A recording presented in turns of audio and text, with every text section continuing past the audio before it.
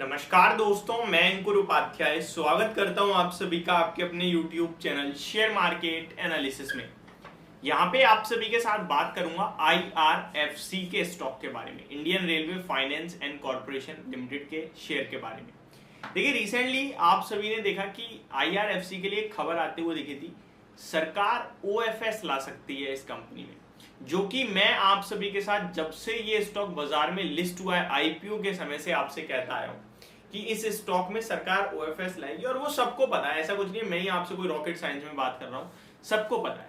क्योंकि जिस भी कंपनी का स्टेक 75% से ज्यादा पब्लिक के प्रमोटर्स के पास है, वो बिकना ही बिकना है। देखिए, सेबी के रूल्स के अकॉर्डिंग प्रमोटर्स 75% से ज्यादा ओन नहीं कर सकते हैं। फ्री फ्लोट में 25% का स्टेक होना ही होना चाहिए। FII, DIIs और पब्लिक की शेयर होल्डिंग फ्री फ्लोट में आती है, क्योंकि ये कभी भी बेच सकते हैं, कभी भी खरीद सकते हैं। लेकिन प्रमोटर्स ऐसा नहीं करते हैं, इसलिए 25% फ्री फ्लोट में रहने चाहिए शेयर्स। तो ये खबर अभी रिसेंटली कहीं ना कहीं आते हुए दिखी, जब 50 रुपए के भाव पे शेयर था कि सरकार OFS ला सकती है। उसके बाद थोड़ा प्रेशर पड़ा स्टॉक में, 52 का हाई लगाया था स्टॉक ने, गिरते गिरते 46.5 47 तक नीचे आया। लेकिन उसके बाद रेलवे स्टॉक्स में दोबारा तेजी बनी, जहां पे इस स्टॉक ने धमाका करा। और फ्राइडे के सेशन में तो मतलब सारी चीजें इसने ब्रेक कर दी और स्टॉक सीधे आपके लिए 11% चढ़कर 55 रुपए के ऊपर बंद होता हुआ दिखा है। एग्जैक्टली 55.75 के लेवल्स पे बंद हुआ है स्टॉक।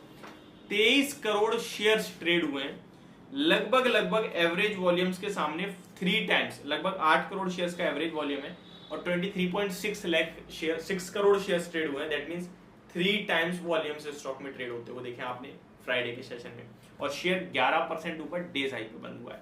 ये आपको स्ट्रेंथ शो करता है। देखिए, अगर आपको ये 55-50 रुपए से ऐसा लगता है ना छोटी कंपनी है, तो मैं आपको बताना चाहता हूँ ये 72,000 करोड़ का मार्केट कैप रखती है कंपनी। आप कभी भी स्टॉक के प्राइस से ये जज नहीं करोगे ये स्टॉक छोटा है, पेनी है, माइक्रो कैप है, स्मॉल कैप है या लार्ज कैप है, मिड कैप है।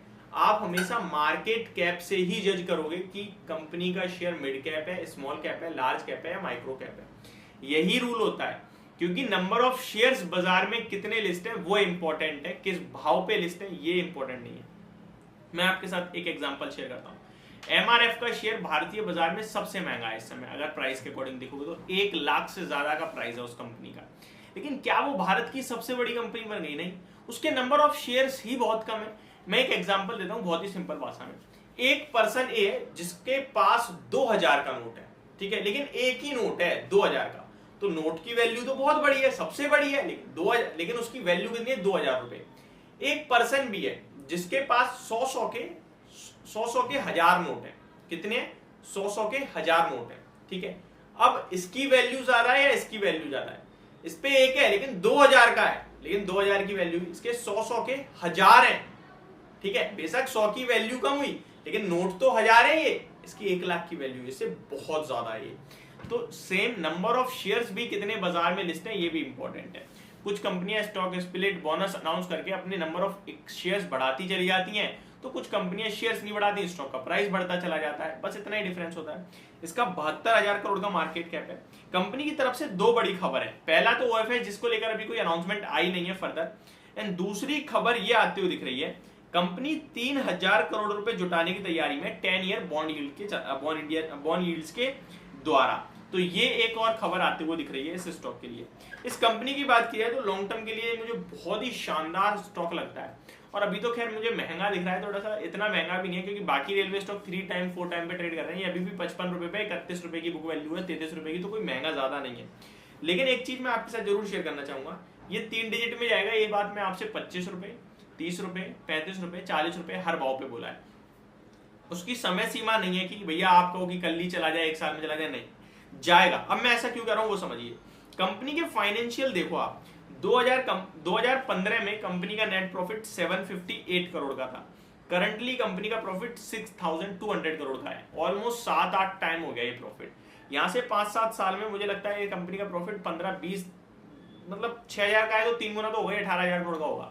18,000 करोड़ का प्रॉफिट होगा। जो सेल अभी 25,000 करोड़ की है कंपनी की, ये लगभग 3 गुना कर दो तो 75,000 करोड़ की हो जाएगी। 75 नहीं तो 60,000 करोड़ तो मान ही लूं। और 60,000 करोड़ के मार्केट कैप की 60,000 करोड़ की जो कंपनी सेल कर रही है, वो 70,000 करोड़ के मार्केट कैप पे तो नहीं ट्रेड करेगी, वो 1 लाख करोड़ के मार्केट कैप पे ट्रेड करेगी। दैट मीन्स इस स्टॉक में यहाँ से कम 50% की तेजी तो डायरेक्टली मुझे इसी हिसाब से दिखती है। आप टेंशन फ्री इस स्टॉक में निवेशित रहिए, बट अभी फ्रेश एंट्री के लिए वेट कीजिए। बाजार की यही खासियत है कि ये गिरावट में सब कुछ गिराता है, और जब गिरेगा तब लेने के मौके ढूंढना। ये मेरी तरफ से आपके लिए वीडियो, होप आपको समझ और पसंद दोनों आई होगी। Thank you so much for watching this video, have a great day guys.